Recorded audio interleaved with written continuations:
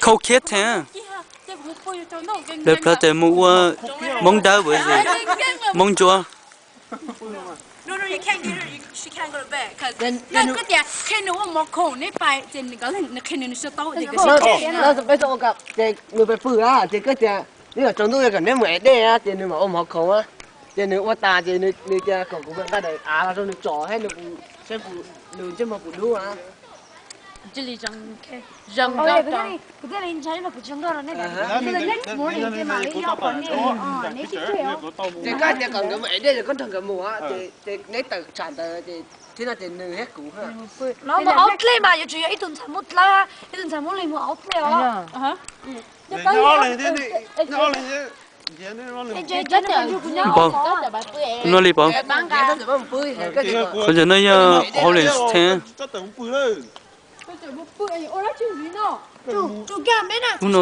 không nè rồi xong nó lưu chạy lên về mua xe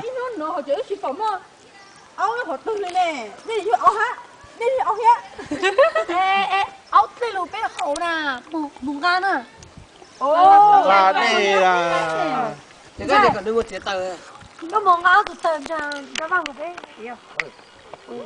cái ôm mỏ không à tụt tủa mà tức là ôm mỏ không là tốt mà cái ôm mỏ này cũng mong tên sai à rau cái nào đi tên sai có một cái trong mỏ thì cái trong mỏ cái câu kia tên sai à có lúc đó cái chỗ nó ra có một cái luôn cái nào chọi nó phải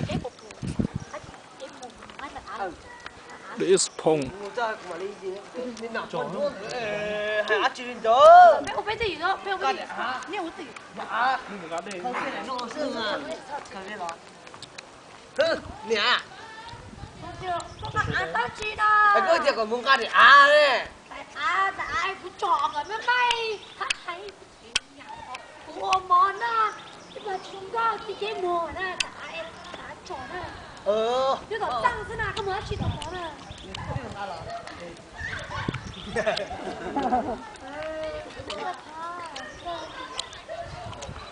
That's it, right? Yeah. That's it. thì cái có dùng câu gì cũng được cái này nè con chúa họ từ á đấy đấy tôi muốn thì chị có lúc về hồi con chúa họ từ ồ không có sáng trên thì con chúa tiền chứ mà nhân chúa xí à Chúa tụi con đã thôi. thì áo tiền đấy giá chứ Có luôn cái hai cái chua luôn đây. thì là ta thì Mấy con tới có đi rồi chị ta có xin rồi. Thì tao có xin đó and then morning day bị trả tu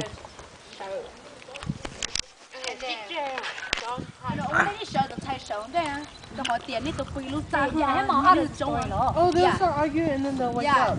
nó hỏi này sẽ được quỳ lúc cha ha trông tụi phải là trông tụi giờ thì được quỳ là tụi quỳ lúc cha Dạ con chồng tôi cái tôi也打上，比较最这么惨哦。 thì trông tụi à thì này tụi quỳ lúc cha ha 太輕你都太正了， Dạ, cho nó这种不，你是这样子，你摸啊，你摸你kick 掉都白了，你不能叫带路渣，你别不带的，你是这样 thay vừa She's at the edge.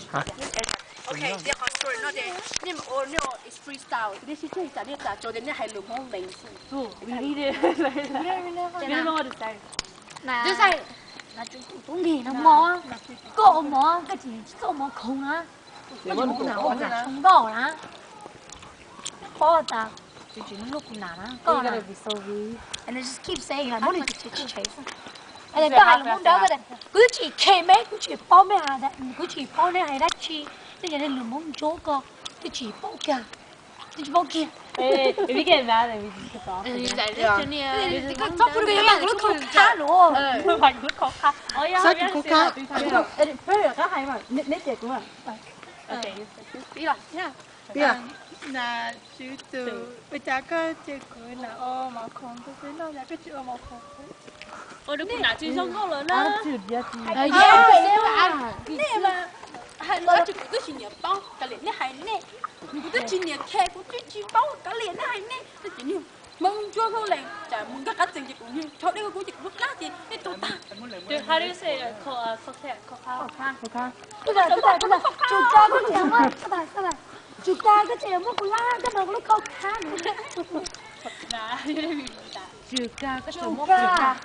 Có chuyện mất của nó đó, tôi mà cũng khô khá nữa. Chưa ca có chuyện mất rồi. Có chuyện mất của nó. Có chuyện mất của nó. Có chuyện mất của khóc khá nữa.这个这个抖了几多？啊咋？哎，你是这可能整个的没得水的。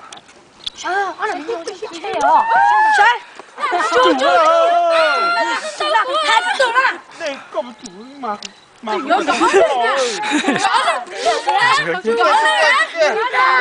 个，我的，你个古代还个了，他有你放错， có chỉ bao cho hai con mà không kia 个整个你啊， Cái này, giờ giờ khô khá nữa. Sắp phê, sắp ăn chán quá hả điểm nhiều. nó có khá nó sẽ phải cứ trai thảo gì bao À, đi đến thay đi à tao bé bé. hai từ chủ kia nên chúng chỉ xin nào rồi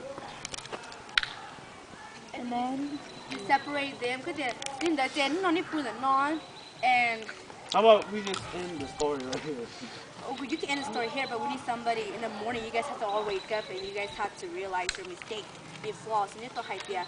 And then you need to apologize, and you need to